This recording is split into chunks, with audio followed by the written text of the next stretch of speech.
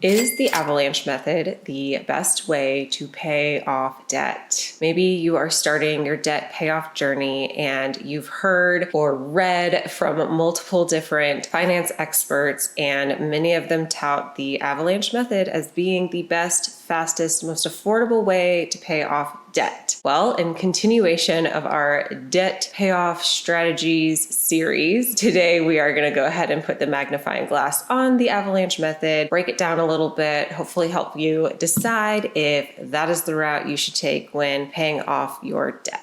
What's up, everybody? I'm Alicia, and I'm a personal finance coach who is passionate about helping people break that paycheck to paycheck cycle so they can finally find some peace of mind when it comes to their money. All right, so the avalanche method, like I said before, is touted by many financial experts as being the fastest way to pay off debt mathematically. It is also frequently compared to the snowball method, which is touted, especially by Dave Ramsey and many other experts, to be the fastest way to pay off debt psychologically. So which one do you go with? Well, let's go ahead and talk specifically about the avalanche method. So the avalanche method is more worried about prioritizing those debts with the highest interest rates and starting by paying off those ones and then working your way down to your debts that have the lowest interest rates. So therefore, you're paying off those most expensive debt balances that you have and then working your way down from there. Whereas the snowball method focuses more on paying off those lower balance debts and then working your way to the higher balance debts. And what this does is, in theory, it builds momentum as you are crushing debt, hopefully quickly and early on in the game, and then working your way forward down your list and then tackling those bigger balanced debts. So how does this play out mathematically between the two? With the avalanche method, say you don't have very much debt. Say it's, $10,000 or less, and you've just got a few balances. It's a credit card, it's a car loan, it's a little bit of student loan debt, and you go ahead and write out your numbers and you decide, I'm going to go with the avalanche method. And then you compare that to the snowball method. You run those numbers. I mean, you can Google any sort of debt payoff calculator online and compare the two. Oftentimes, if you really don't have that high of a debt balance, the snowball method and the avalanche method actually compare quite well with one another, or they don't differ very much from one another. So it could take the exact same amount of time and cost the exact same interest rate. So if you come across a situation like that, I would go ahead and think, okay, well, how frustrated am I with that debt that has that highest interest rate? Am I more motivated to just go ahead and get that one paid off because that interest rate annoys me? If that's you, go with the avalanche method. But let's say that that debt that has that highest interest rate also has a really high balance and it intimidates you and you wonder how you will ever get that balance paid off. You might want to start with the snowball method and go ahead and start with that lower balance, build yourself some momentum and get yourself a quick, easy win. Well, maybe not easy, but hopefully a quick win that will help you build your momentum so you can move forward and go ahead and pay off the rest of your debts. Now,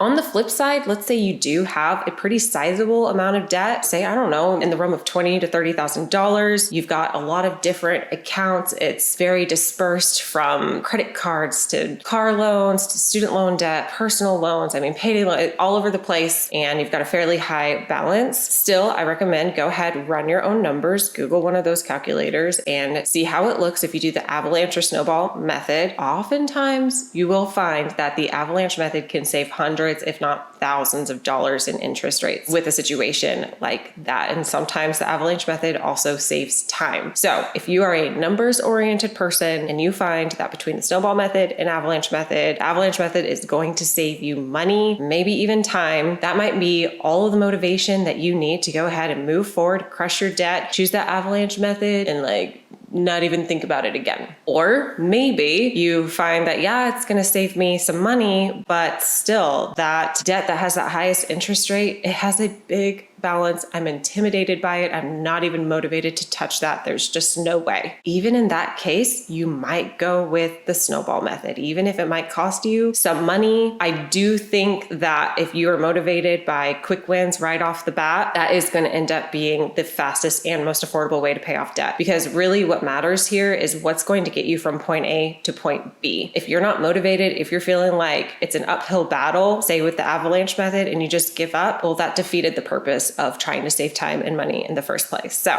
Something to think about. Of course, we're sitting here talking as if the avalanche method and snowball methods are the only routes to take. They're not, but they are typically the two that are discussed the most on the interwebs and in books. So don't worry though, we've got a few other debt payoff strategies that I am going to mention in future episodes, so stay tuned. Meanwhile, if all of this seemed a little confusing and you're like, oh my gosh, Alicia, run my numbers. What are you even talking about? Where do I start? Maybe even look up these calculators and they overwhelm you. Don't worry, we have coaches on standby who would love to walk alongside you, run the numbers right there with you, kind of contemplate which one might be the best route for you and help you decide exactly which route you would like to take moving forward. And we'll even go beyond that and make sure we are setting goals. So when you are starting to free up money while you pay off your debt, we want to make sure that we're throwing the extra money towards reaching your goals. So go ahead and schedule a call with one of our coaches. We'll leave a link to a calendar down below. Also, we did already make a video breaking down the snowball method. If you are interested in doing a little bit of a deeper dive with that one, you can go ahead and check it out right here.